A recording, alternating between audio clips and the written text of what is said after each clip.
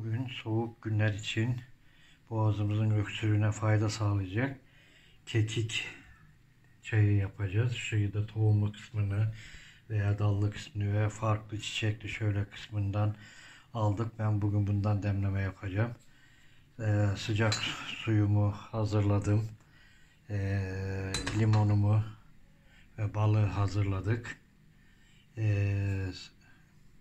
Çaydanlığımıza bu dallardan koyuyoruz. Şöyle çiçekli kısımlarından da koydum. Toz kısımlarını da ilave ediyorum. Evet, bu şekilde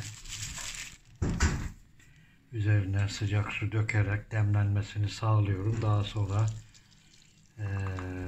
5-6 dakika bekledikten sonra demleyeceğiz, içeceğiz. Limonumuzla afiyet olsun. Afiyetle kekik çayımızı içiyoruz.